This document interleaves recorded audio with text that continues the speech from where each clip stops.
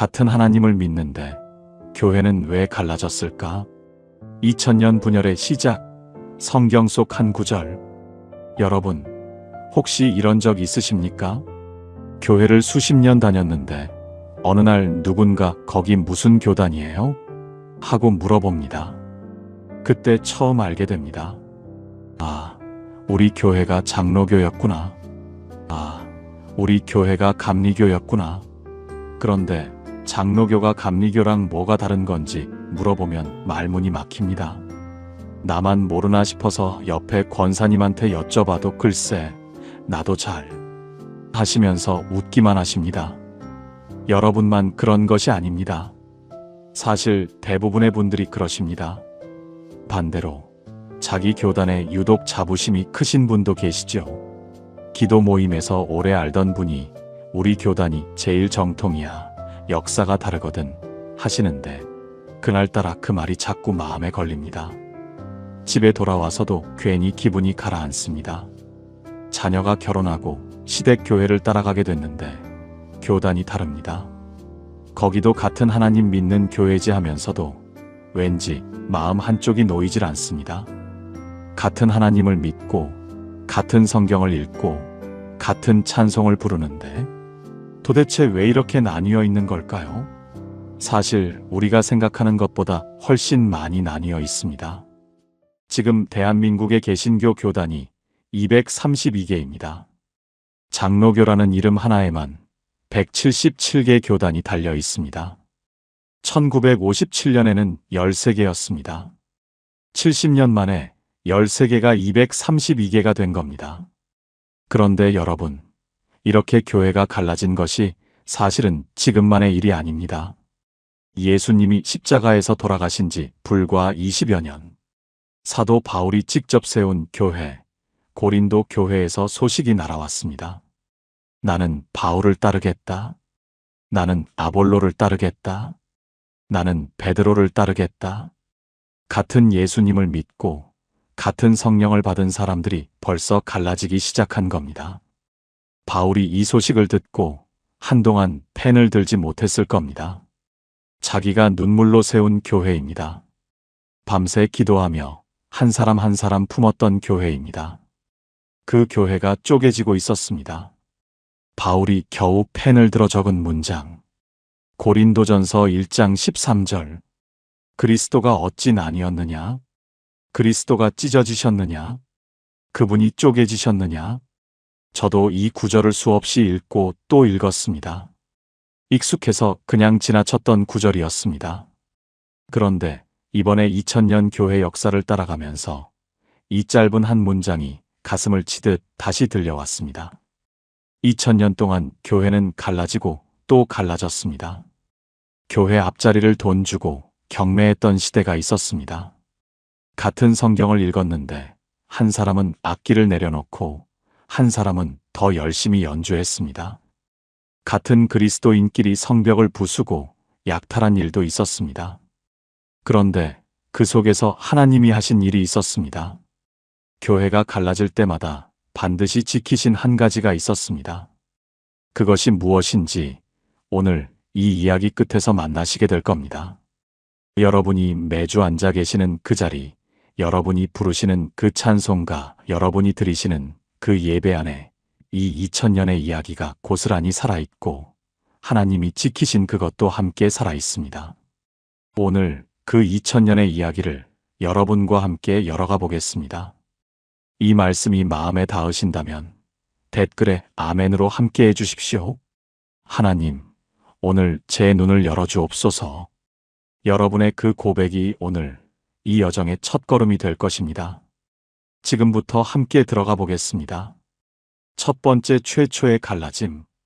여러분, 오래 다니던 교회에서 어느 날 갑자기 당신은 이제 나오지 마세요 하면 어떤 기분이겠습니까? 10년을 다녔든 20년을 다녔든 그 교회에서 기도하고 그 교회에서 울고 그 교회에서 자녀들을 키웠는데 어느 날 당신은 이단입니다 하면서 문을 닫아버리는 겁니다. 지금으로부터 약 2000년 전 이 일이 실제로 벌어졌습니다. 예수님을 따르던 사람들은 원래 유대인이었습니다. 베드로도 유대인, 바울도 유대인, 예수님도 유대인이셨습니다. 같은 회당에서 같은 하나님께 기도하던 사람들이었습니다. 그런데 이 사람들이 한 가지를 고백하기 시작한 겁니다.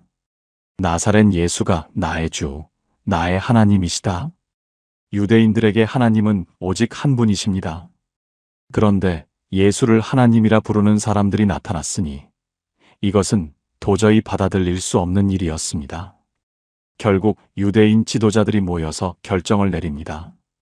회당에서 매일 드리는 기도문이 18개였는데 그중 12번째 기도문에 한 줄을 집어넣은 겁니다.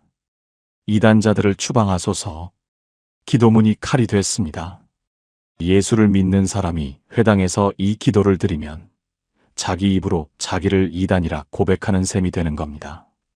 더 이상 같은 자리에 앉아 있을 수가 없었습니다. 이렇게 유대교와 기독교가 갈라졌습니다.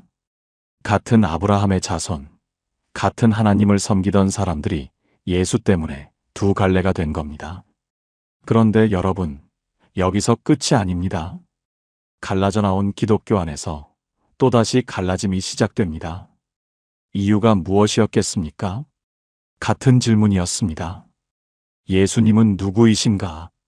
예수님이 하나님과 똑같은 분이라고 하는 사람이 있었고, 아무리 위대해도 아버지와 아들이 같을 수는 없다는 사람이 있었습니다. 같은 교회에서 같은 성찬을 나누면서 이 문제를 두고 피 터지게 싸운 겁니다. 결국 로마 황제까지 나섰습니다. 제국 전역의 주교들을 한자리에 불러 모아서 도대체 예수가 누구인지 정리하라고 한 겁니다. 이것이 니케아 공의회입니다. 여러분이 주일마다 외우시는 사도신경. 전능하사 천지를 만드신 하나님 아버지를 내가 믿사오며. 이 고백이 바로 이때 만들어지기 시작한 겁니다. 왜 만들어졌겠습니까? 교회가 무너지고 있었기 때문입니다. 우리가 믿는 것이 무엇인가를 하나로 붙잡지 않으면 교회가 산산조각 날 상황이었기 때문입니다. 사도신경은 신앙 고백이기 전에 무너지는 교회를 붙든 생명줄이었습니다. 여러분이 매주 외우시는 그 짧은 고백 안에 교회가 갈라질 뻔했던 그 절박함이 담겨 있는 겁니다. 이번 주일에 사도신경을 외우실 때 한 줄 한 줄이 어떤 마음에서 나온 문장인지 천천히 되새기며 고백해 보시면 좋겠습니다. 함께 기도하시겠습니까? 하나님 아버지, 교회가 처음 갈라지던 그 자리에도 아버지의 손길이 있었음을 고백합니다. 무너질 뻔한 교회를 사도신경 한 줄로 붙들어 주셨습니다. 이 고백이 입술의 습관이 아니라 저희 믿음의 뿌리가 되게 하여 주옵소서. 예수님의 이름으로 기도합니다. 아멘. 예수님이 누구이신가? 이 질문 하나를 두고 교회는 첫 번째 갈라짐을 겪었습니다. 그런데 500년이 지나자 이번에는 전혀 다른 질문이 교회를 뒤흔들기 시작합니다.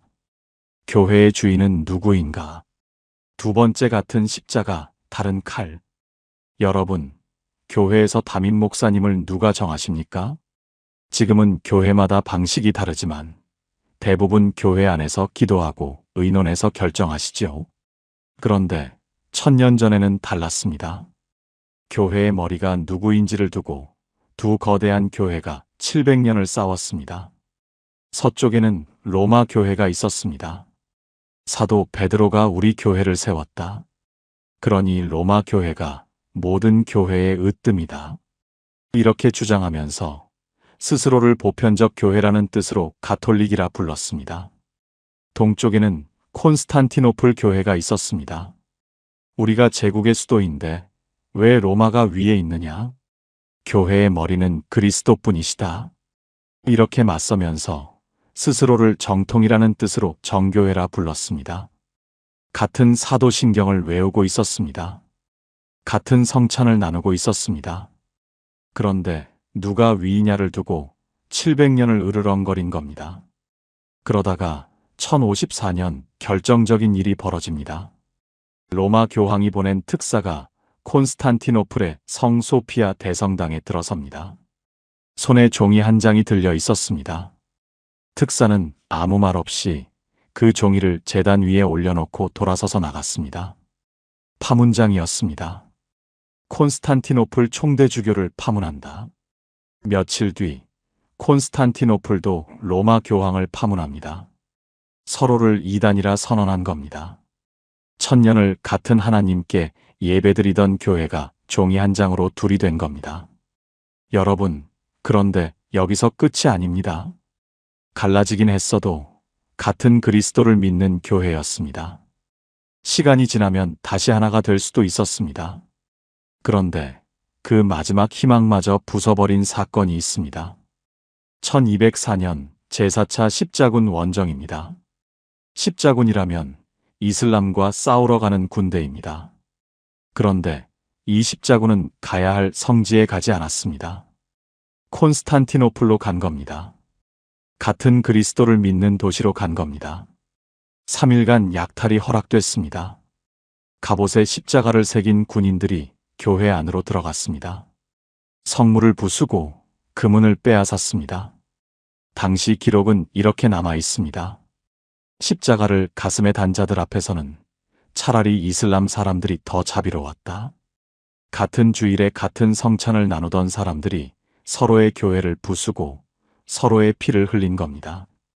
이 일 이후로 동방교회와 서방교회는 다시는 하나가 되지 못했습니다. 여러분, 왜 이런 일이 벌어진 걸까요? 그리스도가 교회의 머리이신데 사람이 그 자리에 앉으려 했기 때문입니다. 내가 위다, 내가 아래다. 이 싸움이 교회를 갈랐고 결국 같은 편의 피까지 흘리게 만든 겁니다. 그런데 여러분, 이 처참한 갈라짐 속에서도 하나님이 지키신 것이 있었습니다.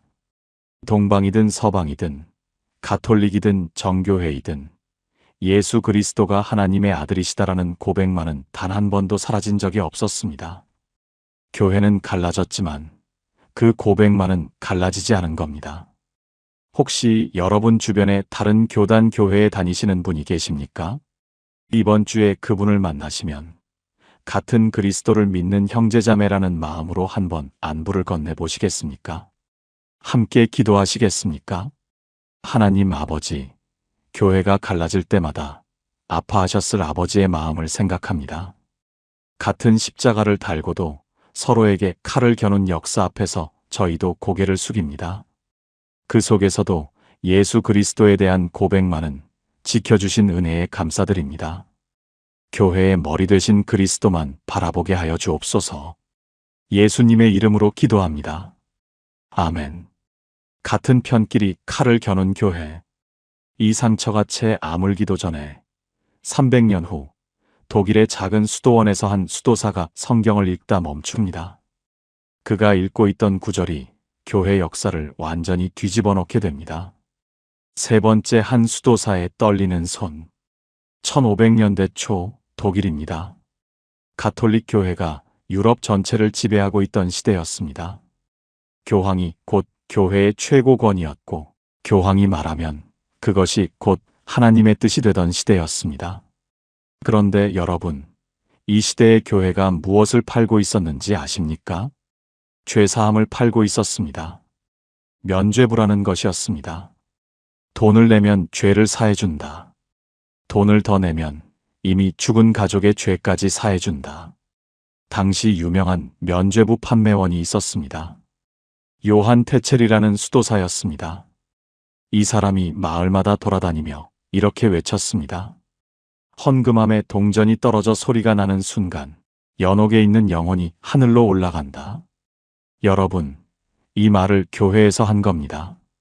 하나님의 이름으로 한 겁니다.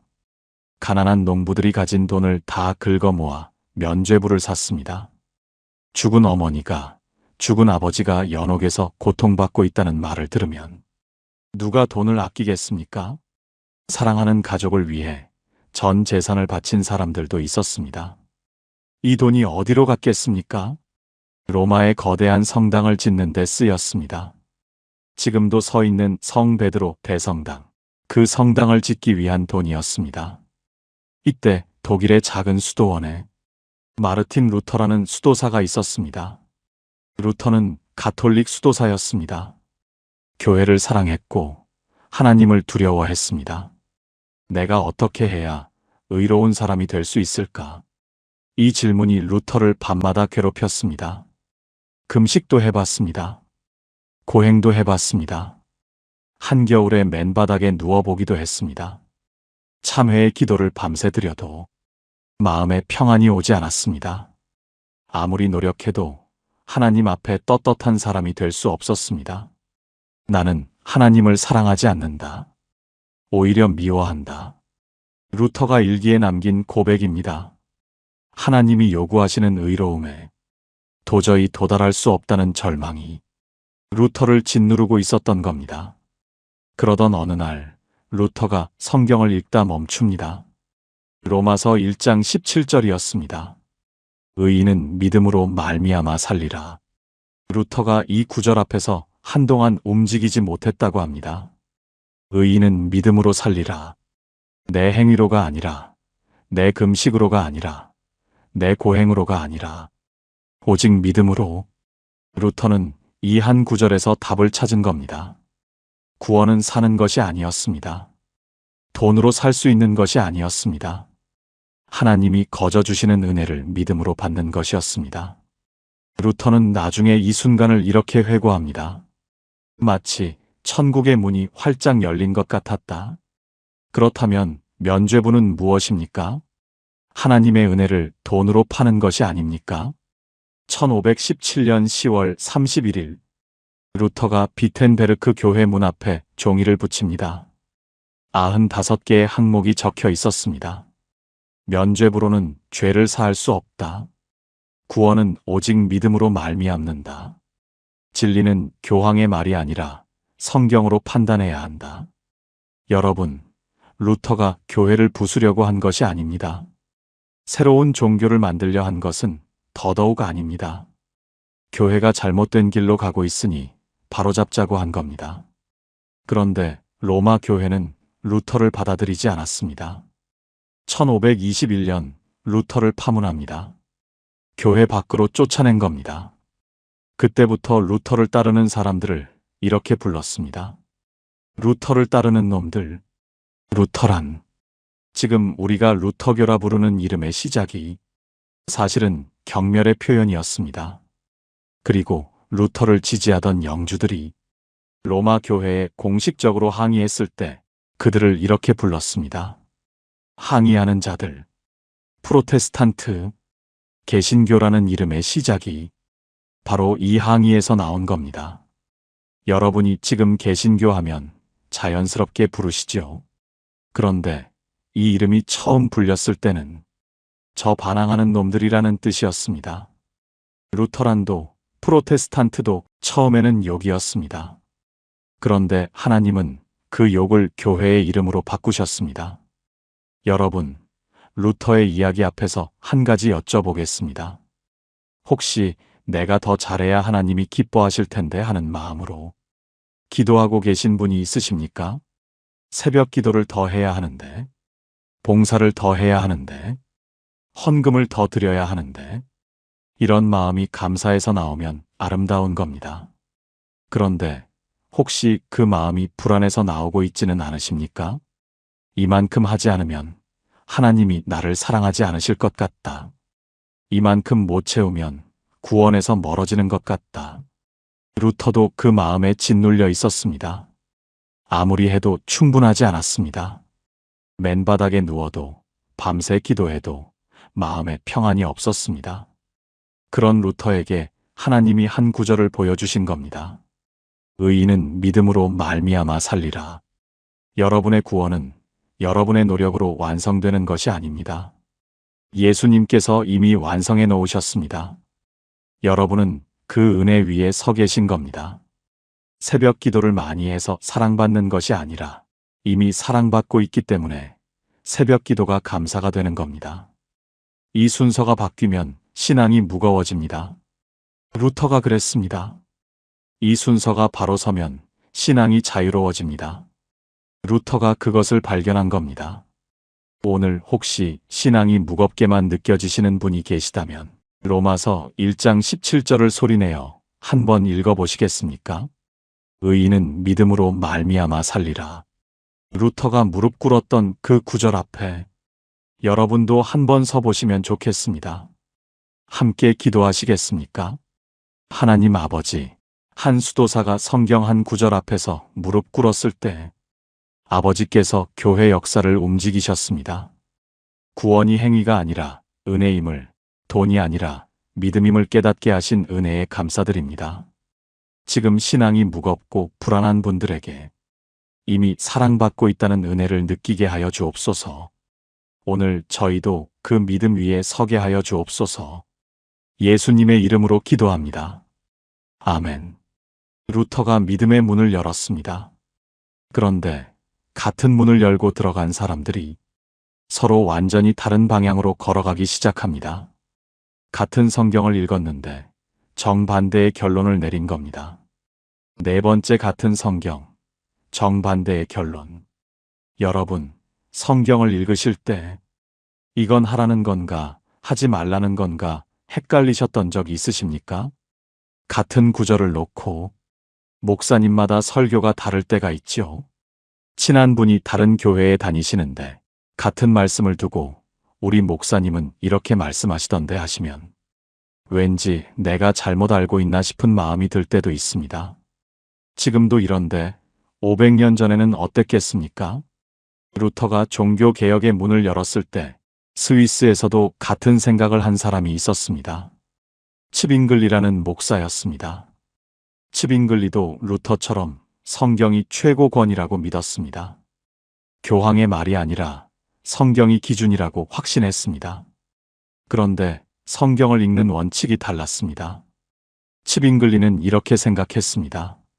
성경에 하라고 되어 있는 것만 해야 한다. 성경에 없는 것은 하면 안 된다. 루터는 정반대로 생각했습니다. 성경에 하지 말라고 되어 있지 않으면 해도 된다.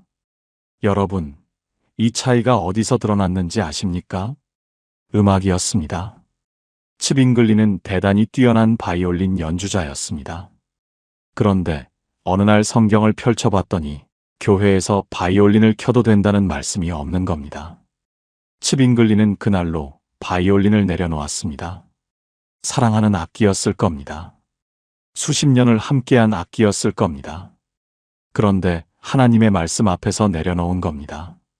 루터는 같은 성경을 읽었습니다. 교회에서 바이올린을 켜지 말라는 말씀이 없었습니다. 그러니 연주해도 되는 겁니다. 같은 성경입니다. 같은 하나님의 말씀입니다. 그런데 한 사람은 악기를 내려놓았고 한 사람은 더 열심히 연주한 겁니다. 이 차이 하나가 교회 음악의 역사를 완전히 바꿔놓았습니다. 루터 계열의 교회에서는 음악이 풍성하게 발전했습니다. 바흐 같은 위대한 음악가가 루터 교회에서 나온 것이 우연이 아닌 겁니다. 반면 츠빙글리 계열의 교회에서는 음악이 매우 단순해졌습니다. 바이올린 하나의 차이가 500년 교회 음악의 흐름을 갈라놓은 겁니다. 그런데 여러분, 이 성경 해석의 차이가 음악에서만 멈추지 않았습니다. 츠빙글리의 가르침을 따르던 젊은이들이 있었습니다. 이 젊은이들이 성경을 읽다가 한 가지를 발견합니다. 신약 성경 어디를 봐도 아기에게 세례를 주라는 말씀이 없었던 겁니다. 세례는 예수님을 믿겠다고 고백한 사람에게 주는 것 아닙니까? 아기가 어떻게 믿음을 고백합니까? 이들이 유아 세례를 반대하기 시작합니다. 어른이 돼서 자기 믿음으로 고백한 뒤에 세례를 다시 받아야 한다고 주장한 겁니다. 사람들이 이들을 이렇게 불렀습니다. 세례를 또 주는 자들, 제세례파입니다. 여러분, 이 사람들이 어떤 대우를 받았는지 아십니까? 가톨릭에게도 박해를 받았고 같은 개신교인 루터파에게도 박해를 받았고 심지어 자기들의 스승인 츠빙글리에게도 박해를 받았습니다. 스위스 취리히에서는 제세례파를 물에 빠뜨려 죽였습니다. 세례를 그렇게 좋아하니 물에서 죽어라는 뜻이었습니다. 독일 민스터에서는 제세례파 지도자들을 쇠우리에 가둬서 교회 꼭대기에 매달았습니다. 그 쇠우리가 지금도 윈스터 대성당 꼭대기에 남아 있습니다. 같은 성경을 믿는 사람들이었습니다. 같은 하나님을 섬기는 사람들이었습니다. 그런데 성경을 다르게 읽었다는 이유로 이런 일이 벌어진 겁니다. 여러분, 그런데 여기서 한 가지를 놓치시면 안 됩니다. 이 사람들도 전부 성경을 사랑했습니다. 루터도 츠빙글리도 제세례파도 성경이 최고 권위라는 것은 같았습니다. 성경을 사랑하는 마음은 같았는데 읽는 방식이 달랐던 겁니다. 이때 스위스 제네바에서 또 한 사람이 나타납니다. 장 칼뱅입니다. 칼뱅은 프랑스 사람이었습니다. 프랑스에서 개혁운동을 하다가 목숨이 위태로워져 스위스 제네바로 건너온 사람이었습니다. 칼뱅은 천재적인 머리를 가진 사람이었습니다. 루터와 츠빙글리가 쏟아낸 수많은 글들을 한 권의 책으로 정리했습니다. 기독교 강요라는 책이었습니다. 개신교가 가톨릭이랑 뭐가 다른데? 이 질문에 이 책 한 권이면 답이 됐습니다. 이 책이 나오자 유럽 전역에서 사람들이 제네바로 몰려왔습니다. 칼뱅이 세운 제네바 아카데미라는 학교에서 배우고 자기 나라로 돌아가서 교회를 세웠습니다. 프랑스에서는 위그노라 불리는 개혁교회가 세워졌고, 네덜란드에서는 화란 개혁교회가 세워졌고, 스코틀랜드에서는 존 녹스라는 사람이 돌아가서 장로교회를 세웠습니다. 여러분이 다니시는 장로교회, 그 뿌리가 바로 여기에 있습니다. 500년 전 스위스 제네바에서 시작된 겁니다. 여러분, 이 이야기를 들으시면서 혹시 이런 마음이 드신 분이 계시지 않는지요? 같은 성경을 읽는데 왜 다르게 가르치는 걸까? 어느 쪽이 맞는 걸까? 우리 교회가 가르치는 게 정답인 걸까? 이런 마음이 드시는 것은 자연스러운 겁니다. 그런데 여러분, 오늘 이 이야기에서 한 가지만 기억해 주십시오. 루터도 하나님의 말씀 앞에 무릎을 꿇었고, 츠빙글리도 하나님의 말씀 앞에 바이올린을 내려놓았고, 제세례파도 하나님의 말씀 앞에 목숨까지 내놓았습니다. 방식은 달랐습니다. 결론도 달랐습니다. 그런데 말씀을 붙들었다는 것, 그것만은 같았습니다. 누가 맞고 누가 틀린 것이 아닙니다. 성경을 진지하게 읽는 사람들이 진지하게 읽었기 때문에 달라진 겁니다. 그러니까 여러분, 다른 교회에서 다르게 가르친다고 해서 그 교회가 틀린 것이 아닙니다. 우리 교회에서 가르치는 것과 다르다고 해서 그 교회가 잘못된 것이 아닙니다. 성경을 사랑하는 마음이 같다면 그 마음 하나로 우리는 이미 형제자매인 겁니다. 오늘 성경을 읽으실 때 나는 이 말씀을 어떤 마음으로 읽고 있는가? 한번 스스로에게 물어보시면 좋겠습니다. 함께 기도하시겠습니까? 하나님 아버지, 같은 말씀을 읽고도 다른 길을 걸었던 사람들이 있었습니다. 그 모든 사람이 아버지의 말씀을 사랑했음을 압니다. 방식은 달랐어도 말씀을 붙들었던 그 마음을 오늘 저희에게도 허락하여 주옵소서. 다르게 가르치는 교회를 판단하기 전에 그 교회도 말씀을 사랑한다는 것을 기억하게 하여 주옵소서. 저희가 읽는 이 성경이 지식이 아니라 생명이 되게 하여 주옵소서. 예수님의 이름으로 기도합니다. 아멘. 성경을 어떻게 읽느냐로 교회가 갈라졌습니다. 음악이 달라지고 세례가 달라지고 교회 이름이 달라졌습니다. 그런데 이번에는 성경이 아니라 전혀 예상치 못한 것이 교회를 갈라놓습니다. 왕의 이혼이었습니다. 5번째 왕의 이혼이 만든 교회. 1534년 영국입니다. 영국 왕 헨리 8세. 이 사람은 독실한 가톨릭 신자였습니다. 루터의 종교개혁을 강하게 반대했던 사람이었습니다. 그런데 이 왕에게 한 가지 고민이 있었습니다. 왕비가 아들을 낳지 못하는 겁니다. 왕위를 이을 아들이 필요했습니다. 그러던 중에 왕비의 시녀였던 앤 볼린이라는 여인을 만납니다. 헨리 8세는 왕비와 이혼하고 이 여인과 결혼하고 싶었습니다. 그런데 가톨릭에서는 이혼이 허락되지 않습니다. 헨리 8세가 로마 교황에게 이혼 허가를 요청합니다. 교황이 거부합니다. 여러분, 그 다음에 헨리 8세가 어떻게 했는지 아십니까? 그렇다면 우리는 로마 교회에서 나가겠다. 그리고 선언합니다. 영국의 왕이 영국 교회의 머리다. 이것이 수장령입니다. 이 선언 하나로 영국 교회가 로마 가톨릭에서 떨어져 나왔습니다. 여러분, 루터는 성경 한 구절 앞에서 무릎을 꿇고 교회를 바꿨습니다. 그런데 헨리 8세는 이혼 때문에 교회를 바꾼 겁니다. 신학이 아니라 정치였습니다. 믿음이 아니라 왕의 사생활이었습니다.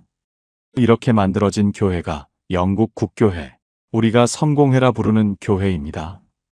그런데 여러분, 여기서 이야기가 끝이 아닙니다.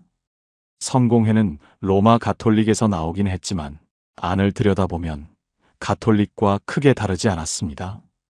예배 방식도 비슷하고 성직자 제도도 비슷했습니다. 정치적으로는 독립했지만 신앙적으로는 가톨릭의 잔재가 그대로 남아 있었던 겁니다. 이것을 참을 수 없는 사람들이 있었습니다. 성경으로 돌아가야 한다. 가톨릭의 찌꺼기를 걷어내야 한다. 이렇게 목소리를 높인 사람들이 뭐라고 불렀는지 아십니까? 깨끗한 척하는 놈들. 청교도입니다. 퓨리턴이라는 이름이 또 경멸에서 시작된 겁니다. 여러분, 루터란도 욕이었고, 프로테스탄트도 욕이었고, 청교도도 욕이었습니다. 하나님의 교회를 바로 세우려는 사람들에게 세상이 붙여준 이름은 언제나 욕이었습니다. 이 청교도들 안에서 또 의견이 갈립니다. 교회를 어떻게 운영할 것인가? 한쪽에서는 이렇게 주장했습니다. 목사와 장로가 함께 교회를 이끌어야 한다. 이것이 장로교회의 시작입니다. 다른 한쪽에서는 이렇게 주장했습니다. 목사도 성도도 똑같이 한 표다. 교회는 회중 전체가 이끌어야 한다. 이것이 회중교회이고 여기서 침례교회가 나옵니다. 여러분이 장로교와 침례교라는 이름을 들으실 때 전혀 다른 교회처럼 느껴지실 수 있습니다. 그런데 뿌리를 따라가 보면 같은 청교도, 같은 영국, 같은 고민에서 갈라져 나온 형제입니다. 교회를 누가 이끌 것인가? 이 질문 하나에 대한 답이 달랐을 뿐입니다. 그런데 여러분, 이 청교도들이 영국에서 편하게 살았을까요? 영국 왕실은 성공회를 국교로 밀었습니다. 청교도들은 계속 박해를 받았습니다. 예배를 드리다 잡히면 감옥에 갇혔습니다. 설교를 하다 걸리면 벌금을 물었습니다. 그래도 포기하지 않으면 재산을 빼앗겼습니다. 결국 이들 중 일부가 더 이상 버틸 수 없어 영국을 떠나기로 결심합니다. 1620년 메이플라워호, 배에 탄 사람이 102명이었습니다. 대서양 한복판 66일간의 항해였습니다. 배 안은 비좁고 어두웠습니다. 파도가 갑판을 때릴 때마다 배가 기울었고 아이들은 울고 어른들은 기도했습니다. 도착한 곳은 지금의 미국 매사추세츠. 11월이었습니다. 겨울이 코앞이었습니다. 그 첫 번째 겨울에 102명 중 절반이 죽었습니다. 추위와 굶주림과 질병이었습니다. 그런데 살아남은 사람들이 봄이 오자 가장 먼저 한 일이 있습니다. 예배를 드린 겁니다. 영국에서 드리지 못했던 그 예배를 절반의 가족을 묻은 그 땅 위에서 살아남은 자들이 무릎 꿇고 드린 겁니다. 이 사람들이 미국 최초의 청교도 이민자들입니다. 미국의 장로교와 침례교가 그렇게 많은 이유가 바로 이 배 한 척에서 시작된 겁니다. 여러분, 왕의 이혼에서 시작된 이야기가 대서양을 건너 미국까지 간 겁니다. 하나님은 참 놀라우신 분입니다. 왕의 이혼이라는 어처구니 없는 일에서도, 박해와 추방이라는 고통 속에서도 교회를 지키시고 복음을 퍼뜨리셨습니다. 길이 막히면 바다를 열어주시고 쫓겨나면 새 땅을 예비해 주신 겁니다. 혹시 지금 여러분의 삶에서도 길이 막혀 있다고 느끼시는 부분이 있으십니까? 하나님은 막힌 길 너머에 여러분이 아직 보지 못한 길을 이미 준비해 놓고 계십니다. 함께 기도하시겠습니까? 하나님 아버지, 왕의 이혼이라는 뜻밖의 사건 속에서도 아버지의 계획이 있었음을 고백합니다. 쫓겨난 사람들에게 새 땅을 열어주시고 그 땅에서 교회를 세우게 하신 은혜에 감사드립니다. 절반의 가족을 묻고도 무릎 꿇어 예배드렸던 그 믿음을 저희에게도 허락하여 주옵소서. 지금 막혀있는 저희의 길 너머에도 아버지가 예비하신 길이 있음을 믿습니다. 예수님의 이름으로 기도합니다. 아멘. 청교도들은 교회를 바꾸려 했습니다. 그런데 교회가 바뀌지 않았을 때 가장 먼저 밀려난 사람들이 있었습니다. 가난한 사람들이었습니다. 6번째 교회 앞자리를 돈으로 사던 시대. 여러분, 주일에 교회 가시면 어디에 앉으십니까? 일찍 가시는 분은 앞자리에 앉으시고 좀 늦으시는 분은 뒤쪽에 앉으시죠. 어디에 앉든 같은 예배를 드립니다. 그런데 200년 전 미국에서는 달랐습니다. 교회 앞자리를 돈 주고 사야 했습니다. 연말이 되면 교회가 다음 해 좌석을 경매에 붙였습니다. 맨 앞줄, 목사님 설교가 가장 잘 들리는 자리, 이 자리가 가장 비싼 값에 팔렸습니다. 돈 없는 사람은 어디에 앉았겠습니까? 맨 뒤쪽 아니면 위층 발코니에 올라가 앉아야 했습니다. 같은 하나님 앞에 선 사람들인데 지갑 두께로 자리가 갈렸던 겁니다. 여러분, 이것이 당시 미국 교회의 현실이었습니다. 감리교회도 예외가 아니었습니다. 감리교의 창시자 존 웨슬리. 이 사람은 영국 성공회 목사였습니다. 가난한 사람들에게 복음을 전하는 것을 평생의 사명으로 삼았던 분입니다. 웨슬리는 교회 안에만 머물지 않았습니다. 광산촌으로 가서 석탄 먼지 뒤집어 쓴 광부들 앞에서 설교했습니다. 감옥을 찾아가서 사형수들에게 복음을 전했습니다. 길거리에 서서 지나가는 사람들에게 외쳤습니다. 새벽 5시에 일어나서 설교하러 나갔고 하루에 말을 타고 100km를 이동하면서 마을마다 복음을 전했습니다. 평생 동안 4만 번이 넘는 설교를 했다고 합니다. 그러니까 사람들이 이 사람을 뭐라고 불렀겠습니까? 너무 규칙적인 놈, 방법에 미친 놈, 메소디스트, 감리교라는 이름도 처음에는 조롱이었습니다. 여러분, 루터란도 욕, 프로테스탄트도 욕, 청교도도 욕, 감리교도 욕. 하나님의 일을 하는 사람에게 세상이 예쁜 이름을 붙여준 적이 한 번도 없습니다. 웨슬리를 따르던 사람들이 미국으로 건너갑니다. 처음에는 웨슬리의 정신 그대로 가난한 사람들 곁에서 복음을 전했습니다. 그런데 100년이 지나면서 감리교가 미국에서 가장 큰 교단이 됩니다. 교회가 커지면서 부자들이 들어오기 시작합니다. 그러면서 교회가 바뀌기 시작한 겁니다. 웨슬리가 그토록 사랑했던 가난한 사람들이 교회 앞자리에 앉을 수 없게 된 겁니다. 광부들 앞에서 설교하던 교회가 부자들의 경매장이 된 겁니다. 이것을 보다 못한 한 목사가 있었습니다. B.T. 로버츠라는 감리교 목사였습니다. 이것은 웨슬리의 정신이 아닙니다. 교회에서 자리를 돈으로 사고 파는 것은 하나님의 교회가 할 일이 아닙니다. 교단에서 이 목사를 어떻게 했겠습니까? 산골 오지로 보내버렸습니다. 입을 막으려 한 겁니다. 결국 로버츠 목사가 교단을 나와서 교회를 세웁니다. 교회 이름이 무엇이었는지 아십니까? 자유감리교회, 프리메소디스트 처치. 여기서 자유가 두 가지 뜻이었습니다. 하나는 누구나 자유롭게 앉을 수 있다는 뜻이고 하나는 공짜로 앉을 수 있다는 뜻이었습니다.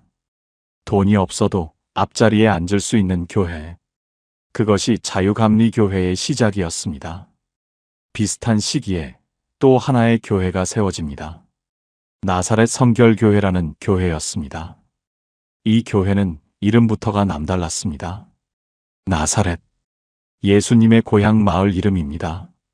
그런데 나사렛은 당시에 가난하고 보잘것없는 동네의 대명사였습니다. 나사렛에서 무슨 선한 것이 나올 수 있느냐? 성경에 이런 말이 나올 정도였습니다. 이 교회가 일부러 그 이름을 가져온 겁니다. 우리는 가난한 자의 교회라는 선언이었습니다. 이 교회에서는 주일에 비싼 옷을 입고 오는 것을 금했습니다. 값비싼 장신구도 하지 못하게 했습니다. 심지어 헌금도 일정 금액 이상은 내지 못하게 했습니다. 부자가 들어오면 교회가 바뀌는 것을 이미 감리교에서 봤기 때문이었습니다. 비슷한 시기에 영국에서도 같은 고민을 한 사람이 있었습니다. 윌리엄 부스라는 감리교 목사였습니다. 이 사람의 고민은 이것이었습니다. 빈민들과 노동자들을 교회가 받아들이지 않는다. 가난한 사람들이 교회 문 앞에서 돌아서는 겁니다. 윌리엄 부스는 목사직을 내려놓습니다. 그리고 런던 동쪽 빈민가에 천막을 칩니다. 교회 안으로 끌어올 수 없으면 교회 밖으로 나가겠다는 겁니다. 이 천막 교회가 구세군의 시작이었습니다. 부스가 이끄는 사람들은 악기를 들고 거리로 나갔습니다. 노방에서 찬양하며 전도했습니다. 교회 밖에서 악기를 들고 복음을 전하는 전통이 구세군에서 시작된 겁니다. 여러분, 구세군을 교회로 아시는 분도 계시고 자선단체로 아시는 분도 계시죠? 구세군에 대해 한 가지 재미있는 사실을 알려드리겠습니다. 구세군은 성찬을 하지 않습니다. 빵을 떼고 포도주를 나누는 성만찬을 하지 않는 겁니다. 왜 그럴까요? 구세군이 빈민가에서 전도할 때 알코올 중독자들이 많이 찾아왔습니다. 간신히 술을 끄는 사람들이었습니다. 그 사람들 앞에서 포도주를 나누면 어떻게 되겠습니까? 다시 술에 손이 갈 수 있는 겁니다. 구세군은 그 사람들을 지키기 위해 성찬을 하지 않기로 결정한 겁니다. 여러분, 교리가 다르다고 비판하기 전에 왜 다른지를 알면 마음이 달라집니다. 구세군이 성찬을 안 하는 것은 하나님을 덜 사랑해서가 아니라 사람을 더 사랑하려 했기 때문이었습니다. 교회 앞자리를 돈으로 사던 시대, 그 시대의 하나님은 교회 밖으로 나간 사람들을 통해 교회의 본질을 다시 보여주신 겁니다. 교회는 부자의 것이 아닙니다. 교회는 건물이 아닙니다. 가난한 사람 곁에, 아픈 사람 곁에, 버림받은 사람 곁에 교회가 있는 겁니다. 여러분, 우리 교회는 어떻습니까? 처음 오신 분이 문 앞에서 머뭇거리고 계실 때 먼저 다가가서 인사하신 적이 있으십니까? 교회에 오래 다닌 분들끼리만 모여서 새로 오신 분이 들어오기 어렵게 되어 있지는 않은지요? 200년 전 미국 교회에서 가난한 사람이 앞자리에 못 앉았던 것이 지금 우리 교회에서는 다른 모습으로 반복되고 있지는 않은지 한번 돌아봐 주시면 좋겠습니다. 이번 주일에 교회에 가시면 가장 뒤에, 가장 구석에 앉아 계신 분이 혹시 계신지 한번 둘러봐 주시겠습니까? 그분에게 먼저 다가가서 인사 한마디 건네보시면 좋겠습니다. 어쩌면 그것이 오늘 하나님이 여러분에게 원하시는 예배의 시작일 수 있습니다. 함께 기도하시겠습니까? 하나님 아버지, 광부들 앞에서 설교하시던 웨슬리의 마음, 빈민가에 천막을 치셨던 윌리엄 부스의 마음이 아버지의 마음이었음을 고백합니다. 저희도 교회 안에서만 머물지 않고 아버지가 사랑하시는 사람들 곁으로 나아가게 하여 주옵소서. 교회의 문턱이 낮아지게 하시고 교회의 품이 넓어지게 하여 주옵소서. 처음 오신 분에게 먼저 손 내미는 교회가 되게 하여 주옵소서. 예수님의 이름으로 기도합니다. 아멘. 가난한 사람을 위해 교회 밖으로 나간 사람들이 있었습니다. 그런데 이 시기에 교회 안에서 전혀 예상치 못한 일이 벌어집니다. 불이 내린 겁니다. 7번째 성령의 불, 그리고 한국 1901년 1월 1일 새해 첫날 새벽입니다. 미국 캔자스주 토피카라는 작은 도시, 찰스 파람이라는 감리교 목사가 작은 신학교를 운영하고 있었습니다. 학생이라고 해봐야 몇십 명 되지 않는 작은 곳이었습니다. 새해 첫날 학생들이 모여 기도하고 있었습니다. 송구 영신 예배였습니다. 그때 한 자매가 파람 목사에게 다가옵니다. 목사님, 성령을 받게 기도해 주세요. 파람 목사가 안수했습니다. 그 순간 이 자매가 알 수 없는 말로 기도하기 시작한 겁니다. 본인도 모르는 언어였습니다. 들어본 적 없는 소리였습니다. 방언이 터진 겁니다. 파람 목사가 성경을 펼칩니다. 사도행전 1장 8절. 오직 성령이 너희에게 임하시면 너희가 권능을 받고 땅 끝까지 이르러 내 증인이 되리라. 사도행전 2장. 오순절날 성령이 임했을 때 제자들이 각각 다른 방언으로 말했다는 그 장면. 파람 목사는 깨달은 겁니다. 성령을 받으면 권능을 받는다. 그 증거가 방언이다. 이 사건이 불길처럼 퍼져나갑니다. 5년 뒤인 1906년 미국 로스앤젤레스 아주사 거리의 허름한 건물에서 부흥 집회가 열립니다. 이 집회를 이끈 사람은 윌리엄 시모어라는 흑인 목사였습니다. 한쪽 눈이 보이지 않는 분이었습니다. 당시 미국은 흑인과 백인이 같은 교회에 앉을 수 없는 시대였습니다. 그런데 아주사 거리 집회에서는 달랐습니다. 흑인과 백인이 나란히 앉아 기도했습니다. 부자와 가난한 자가 함께 울며 찬양했습니다. 남자와 여자가 구별 없이 성령의 불을 받았습니다. 인종도 계급도 성별도 무너진 겁니다. 성령 앞에서 모든 벽이 사라진 겁니다. 이 부흥이 3년간 계속됐습니다. 미국 전역에서 사람들이 몰려왔고 그 사람들이 돌아가서 교회를 세웠습니다. 이것이 오순절 운동의 시작입니다. 여러분, 그런데 이 오순절 운동도 갈라짐을 피하지 못했습니다. 원래 성결 운동 안에 있던 사람들이었습니다. 성결 운동에서는 성령 세례를 받으면 우리 안에 거룩함이 이루어진다고 가르쳤습니다. 그런데 방언이 터지면서 의견이 갈린 겁니다. 성령 세례의 증거가 방언이다. 이렇게 주장하는 사람들이 나왔습니다. 아니다. 성령 세례는 거룩해지는 것이지 방언이 아니다. 이렇게 맞서는 사람들이 있었습니다. 결국 갈라졌습니다. 성령 세례가 거룩함이라고 믿은 쪽이 성결교가 됐고 성령 세례의 증거가 방언이라고 믿은 쪽이 오순절 교회가 됐습니다.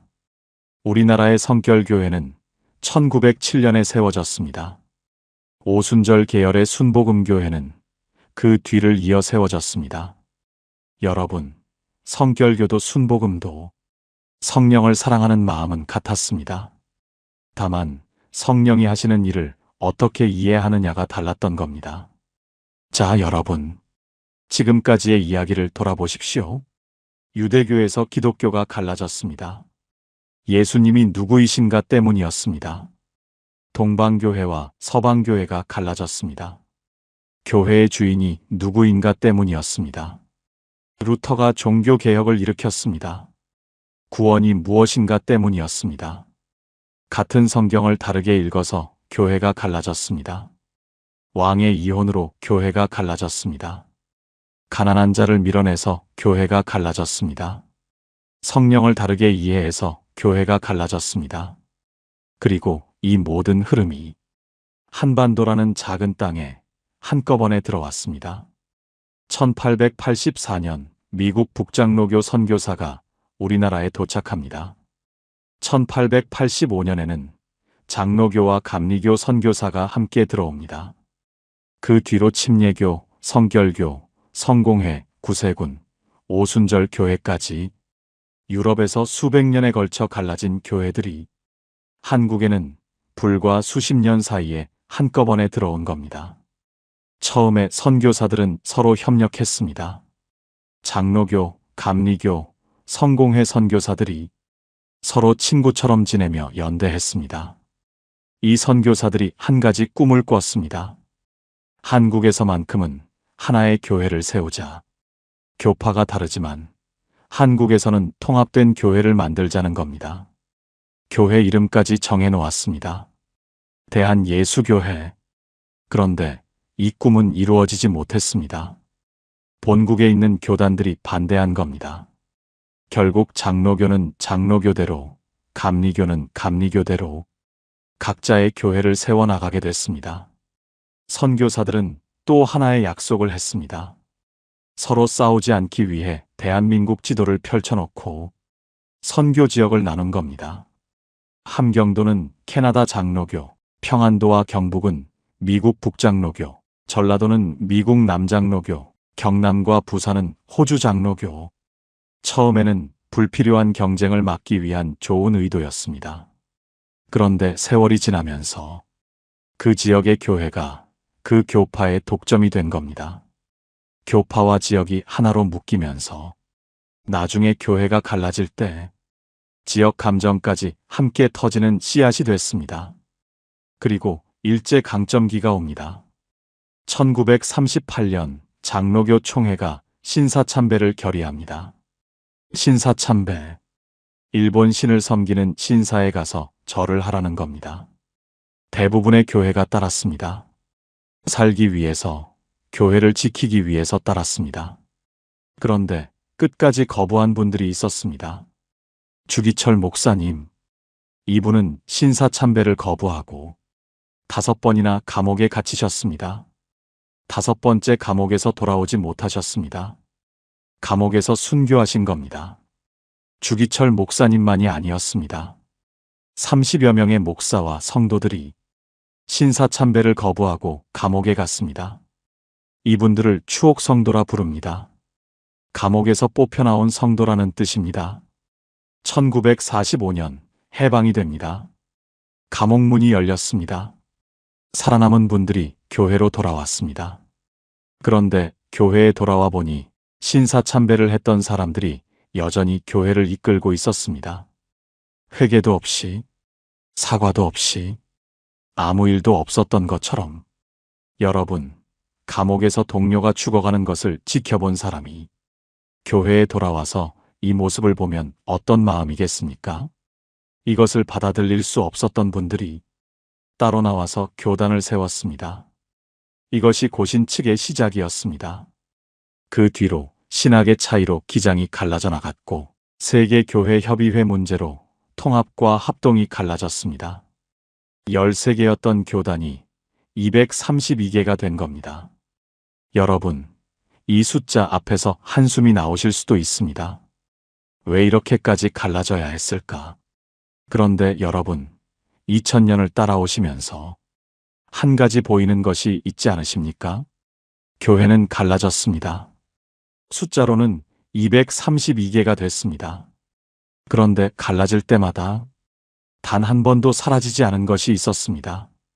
동방교회든 서방교회든 루터교든 칼뱅교든 장로교든 감리교든 침례교든 성결교든 순복음이든 예수 그리스도가 하나님의 아들이시며 그분의 십자가와 부활로 우리가 구원받는다.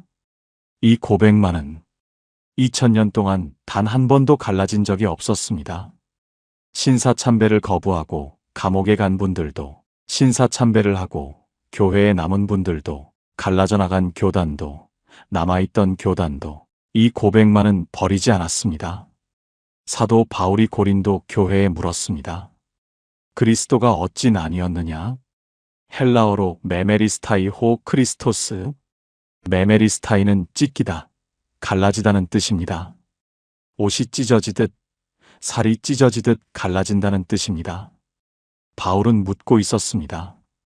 그리스도가 찢어지셨느냐? 그분이 쪼개지셨느냐? 2000년의 대답은 이것입니다. 교회는 찢어졌습니다. 그러나 그리스도는 찢어지지 않으셨습니다. 교회는 갈라졌습니다. 그러나 그리스도는 갈라지지 않으셨습니다. 에베소서 4장 5절 말씀입니다. 주도 하나이요, 믿음도 하나이요, 세례도 하나이요. 헬라어로 헤이스, 하나, 오직 하나. 메메리스타이의 찢어짐 앞에서 헤이스의 하나됨이 대답하고 있습니다. 교회는 232개로 나뉘었지만 주님은 하나이십니다. 믿음도 하나입니다. 세례도 하나입니다. 여러분이 장로교회에 앉아 계시든, 감리교회에 앉아 계시든, 침례교회에 앉아 계시든, 성결교회에 앉아 계시든, 여러분이 고백하시는 그 이름, 예수 그리스도, 그분은 나뉘지 않으셨습니다. 오늘 이 고백을 소리내어 한번 해보시겠습니까? 그리스도는 나뉘지 않으셨습니다. 여러분의 그 고백이 2000년 동안 교회가 붙들어온 고백과 하나로 이어지는 겁니다. 함께 기도하시겠습니까? 하나님 아버지, 2000년 동안 교회는 갈라지고 또 갈라졌습니다. 그 갈라짐 속에서 아파하셨을 아버지의 마음을 생각하면 저희의 마음도 무겁습니다. 그러나 그 모든 갈라짐 속에서도 예수 그리스도에 대한 고백만은 단 한 번도 사라지지 않게 지켜주셨습니다. 신사참배를 거부하고 감옥에 가셨던 그 믿음의 선배들, 목숨을 걸고 복음을 전하러 오셨던 그 선교사들, 그분들이 붙들었던 고백을 오늘 저희도 붙듭니다. 주도 하나이요, 믿음도 하나이요, 세례도 하나이심을 오늘 다시 고백합니다. 저희가 다니는 교회의 이름이 무엇이든, 저희가 속한 교단이 어디이든 그리스도 안에서 하나임을 기억하게 하여 주옵소서. 다른 교회를 다니는 형제자매를 향해 판단이 아니라 사랑의 눈으로 바라보게 하시고 나뉘어진 교회 위에 하나 되게 하시는 아버지의 뜻이 이루어지기를 간절히 기도합니다. 예수님의 이름으로 기도합니다. 아멘. 통합 기도문. 여러분, 지금까지 2000년의 이야기를 함께 걸어오셨습니다. 이 여정을 하나로 모아 기도드리겠습니다. 하나님 아버지, 오늘 2000년의 교회 역사를 따라오면서 아버지의 마음을 조금이나마 느끼게 되었습니다. 교회가 처음 갈라지던 그 자리에서도 사도신경 한 줄로 교회를 붙들어 주셨습니다. 같은 편끼리 칼을 겨누던 그 참담한 순간에도 예수 그리스도에 대한 고백만은 지켜주셨습니다. 한 수도사가 성경 한 구절 앞에 무릎 꿇었을 때 그 믿음 하나로 교회의 문을 다시 열어주셨습니다. 같은 성경을 다르게 읽었던 사람들 모두에게 말씀을 사랑하는 마음만은 허락하셨습니다. 왕의 이혼이라는 어처구니 없는 사건 속에서도 쫓겨난 자들에게 새 땅을 예비하셨습니다. 교회 밖으로 밀려난 가난한 자들 곁에 천막 교회를 세우시는 아버지의 손길이 있었습니다. 성령의 불을 부어주시어 인종과 계급의 벽을 무너뜨리셨습니다. 그리고 이 모든 은혜가 한반도라는 작은 땅 위에도 임하게 하셨습니다. 하나님 아버지, 바울처럼 고백합니다. 그리스도는 나뉘지 않으셨습니다. 교회는 갈라졌어도 주님은 하나이시고 믿음도 하나이고 세례도 하나입니다. 이 고백 위에 저희를 세워주옵소서. 나뉘어진 곳에 사랑을 심어주옵소서. 판단하는 마음을 거두시고 이해하는 마음을 채워주옵소서. 저희가 다니는 교회가 어디이든 그리스도 안에서 한 형제요 한 자매임을 오늘 다시 선포합니다. 예수님의 이름으로 기도합니다. 아멘. 마무리. 여러분, 오늘 긴 여정을 함께 걸어오셨습니다. 기도문 한 줄이 칼이 되어 유대교와 기독교가 갈라졌습니다. 파문장 한 장이 제단 위에 놓이면서 동방교회와 서방교회가 갈라졌습니다. 한 수도사가 성경 한 구절 앞에 무릎 꿇으면서 가톨릭과 개신교가 갈라졌습니다. 바이올린 하나를 두고 음악이 달라지고 세례가 달라지고 교회가 달라졌습니다. 왕의 이혼이 교회를 만들었고 그 교회에서 쫓겨난 사람들이 바다를 건넜습니다. 교회 앞자리를 돈으로 팔던 시대에 천막교회가 세워졌고 성령의 불이 인종의 벽을 무너뜨렸습니다. 그리고 이 모든 이야기가 지금 여러분이 앉아 계신 그 교회 안에 살아 있습니다. 2000년 동안 교회는 갈라지고 또 갈라졌습니다. 그러나 그리스도는 단 한 번도 갈라지지 않으셨습니다. 바울이 물었습니다. 그리스도가 어찌 나뉘었느냐? 2000년의 대답은 하나입니다. 나뉘지 않으셨습니다. 교회는 나뉘었어도 그분은 나뉘지 않으셨습니다. 여러분이 장로교인이시든 감리교인이시든 침례교인이시든 성결교인이시든 순복음교인이시든 여러분이 고백하는 그 이름은 같습니다. 예수 그리스도.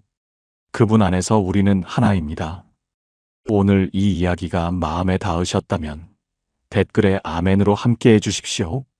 그리고 지금 가장 마음에 남는 이야기가 무엇이었는지 한 줄로 나눠주시면 큰 은혜가 될 겁니다. 혹시 주변에 다른 교단 교회를 다니시는 분이 계시다면 오늘 이 영상을 함께 나눠주시면 좋겠습니다.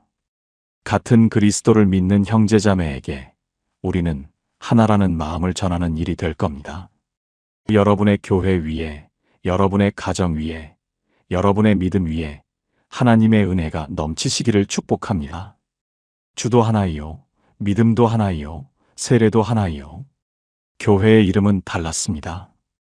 예배의 방식도 달랐습니다. 세례를 주는 모습도 달랐습니다.